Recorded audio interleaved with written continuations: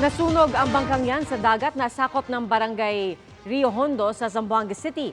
Ligtas ang 5 magkakaanak na pasahero nito pero nagtamo sila ng mga galos. Ayon sa pulisya, naghatid ng mga pasahero ng panindang isda sa lungsod at pauwi na. Biglang sumiklab ang apoy sa bangka kaya tumalo ng mga sakay nito sa dagat. Patuloy ang investigasyon sa insidente.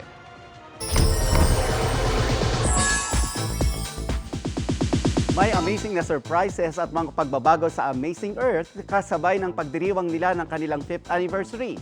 Yan ang chika ni Aubrey Carampel. 5 taon nang nagbibigay ng mga nakamamanghang kwento tungkol sa wildlife and nature ang Kapuso Environmental and Informative Program na Amazing Earth. At sa pagdiriwang ng kanilang 5th anniversary, sabi ng host nitong si Kapuso Primetime King Dingdong Dantes, mula Luzon hanggang Mindanao, iikuti ng programa para sa kanilang 3-part anniversary special. Sa Masbate, feature namin ang Cave of Skulls doon, tapos yung jellyfish swimming sa Surigao. Feature namin ang Snake Island sa Bicol, si Marco Puzon na inikot niya ang buong Pilipinas, lahat ng syudad ng Pilipinas, more than 1,600 plus cities. Nandyan din si Fia at si Allen, di ba, na nag-clean up ng Pasig River. Matapos ang anniversary special, itatampok ang pagbisita nila sa National Museum of Natural History. Isa pang exciting announcement ni Dong, mapapanood na ang Amazing Earth tuwing Biyernes simula sa July 14. Di ba, pag nagsimula ng iyong weekend, simula na ang adventure. So kami magja-jumpstart ng inyong weekend adventures sa pamamagitan ng pagnood ng Amazing Earth. Kaback-to-back ng pinagbibidahan ni Dong na Kapuso murder mystery drama na Royal Blood na mas nagiging exciting pa ang kwento. Nagsisimula na ang investigasyon sa paghahanap ng suspect na pumatay sa karakter ni Tirso Cruz III na si Don Gustavo Royales. May crossover pa raw ng characters tulad ng cameo appearance ni Vanessa Del Moral na gumanap bilang si Hillary sa naunang Kapuso Whodunit series na Widow's Web. Aubrey Carampel, updated sa Showbiz Happenings.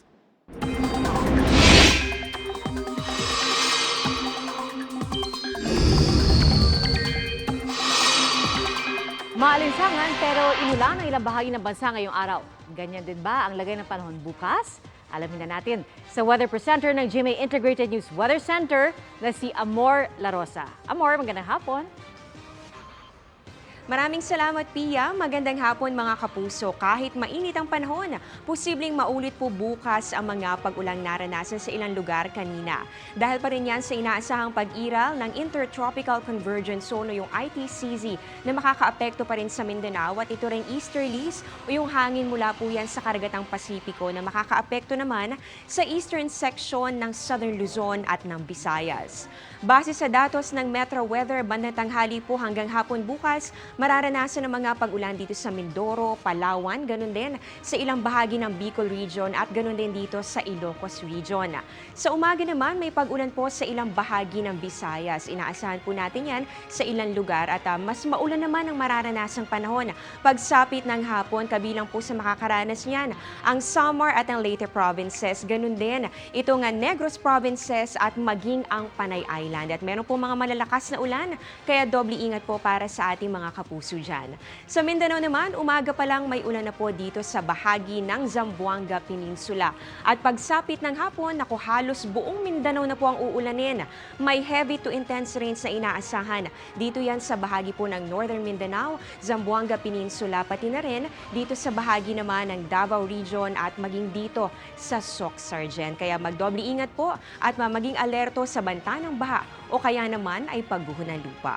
At dito naman sa Metro Manila, mababa po sa ngayon ang tsansa ng ulan, pero kung meron po kayong lakad bukas, maging handa pa rin sa posibleng thunderstorms sa hapon o kaya naman ay sa gabi. At yan ang latest sa lagay ng panahon. Ako si Amor La Rosa. Ito ang GMA Integrated News Weather Center. Maasahan anuman ang panahon. Naging maaksyon ang kakaibang police chase na ito sa Kentucky sa Amerika. Ang tinuwis nila isang pot-belly pig at maging mga sibilyan tumulong din sa paghuli. Ang ilan nadapa na dahil magaling umiwas yung baboy. At sa huli, na-corner din sa isang backyard ang baboy na pinangalanan nilang Mr. Bacon Bits bago ibinalik sa pinanggalingan nitong lugar. Sa high-speed naman na habulan na ito sa Arizona, bukod sa mabibilis, magagaling ding lumundag ang tinutugi silang dalawang nakatakas na kambing. Kahit daw mga polis na sanay rumisponde sa mga nakatakas sa hayop na hirapan sa paghabol. Tapos sa maraming beses sa pagsubok, nahuli rin ang mga kambing. Agad ibinalik ang mga kambing sa kanilang mga amo. Kalunos-lunos ang sinapit ng isang magsasaka sa Villaba, Leyte. Halos mapugutan na ang bangkay na matagpo ang palutang-lutang sa ilog. Ayon sa mga pulis, nakipag-inuman daw ang biktima sa bahay ng suspect madaling araw ng Webes. At maya-maya, nag-away ang suspect at ang kanyang live-in partner, saka naglabas ng patalim. Pinatitigil umano sila ng live-in partner sa pag-inom dahil lasing na raw ang biktima at ang suspect. Inawat ng biktima ang suspect pero imbis na kumalma, pinagtataga niya ang biktima sa liig ng ilang ulit. Itinapon daw ng suspect ang bangkay sa ilog. Sumuko ang suspect sa mga pulis at umamin sa krimen. Na-recover sa bahay ng suspect ang ginamit na patalim.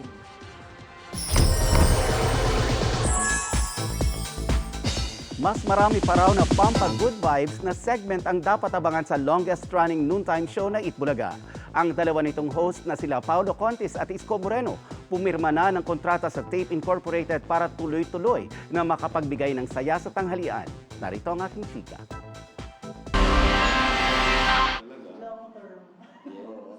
Tuloy-tuloy ang paghahatid ng tulong at saya ni na Paulo Contis at Isko Moreno sa Itbulaga. Pinagtibay nila ito sa contract signing kanina kasama sina Tape Inc. President and CEO John Halusos, Tape Inc. spokesperson and Dapitan City Mayor Bullet Halusos at VP for Sparkle GMA Artist Center Joy Marcelo. Nagpapasalamat ang Itbulaga hosts dahil sa tumataas nilang ratings. Taus-puso po ang pasasalamat namin sa inyo mga kapuso. Ngayon, in return, Paolo and I, we are fully committed na bigyan kayo ng kakaibang Itbulaga. Historical talaga itong nangyayari ngayon. This is the first time in 44 years that we've actually signed our hosts. No? So talagang ang ganda ng pag-uumpisa namin. Excited din tayo para sa ibang Sparkle artists who are also with EB. So yun, sana tuloy-tuloy. Expect more good vibes segment na magpapangiti at magpapaantig raw ng mga puso sa tanghalian. I'm sure napapansin nila na marami nang natutulungan ng Itbulaga. It's fresher, it's happier.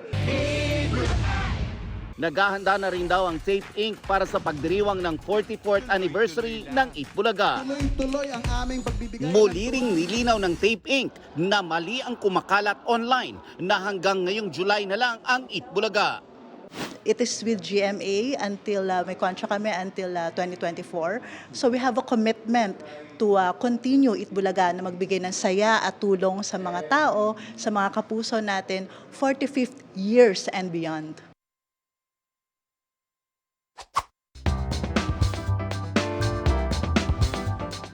Kung meron pong gotong Batangas na may buto ng dinosaur. Kailangan natin matikman yan. Oo nga at makita. Ito hindi pa patalo yung tondo na meron namang sinigang na dinosaur. May dinosaur pa pala. Sa Navotas naman, may shawarmang nilagyan ng Pinoy twist na gumagawa nito nagmula pa sa Syria. It's time na sa pagtutok ni Katrina Soon. Akma ngayong tag-ulan ang paghigop ng mainit na sabaw, gaya ng sinigang. Pero kakasaka ba sa sinigang na dinosaur? Iyan ang tawag sa pinipilahang sinigang sa Tondo, Maynila na kasya sa 2 tao. Hindi siya yung normal na sinigang na lutong bahay lang. Mas malasa talaga siya kasi dahil sa ulo ng baboy. Ilang oras daw pinapakuluan ang panga at mata ng baboy para lumambot. Ayon kay Roy Salalila, pamana raw ito ng kanyang amang si Kagawad William na yumao na. Araw-araw, umaabot daw sa 400 kilos ang nilulutong panga ng baboy. Ito na yung sinigang na mata, ito naman yung sinigang na panga. Sarap. Napakalinamnam. Sabaw pa lang ulam na. Talagang sulit ang babayad nyo. Kung mahilig naman sa shawarma, may pinipilahang tindahan yan sa Navotas na 70 pesos lang. Authentic daw na Middle Eastern with a Filipino twist dahil ang mismong nagluluto, si Ala Albaduan na galing sa Syria. I marinate in the night, I make different spices. I bring talaga 13 spices to make this shawarma and it's made with love. Sariwa ang kanilang mga sangkap araw-araw at sila mismo ang gumagawa ng sauces at cheese. Ito na nga ang isa sa mga sikreto kung bakit talaga namang pinipilahan at napakasarap ng shawarma rito.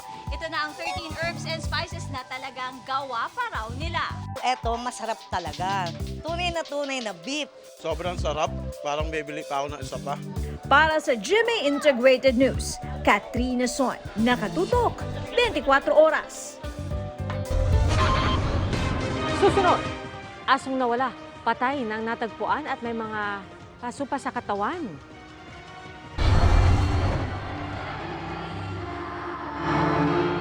Pinoy Swifties, dinagsa ang performance ng impersonator ni Taylor Swift. Tutok lang sa 24 Oras Weekend.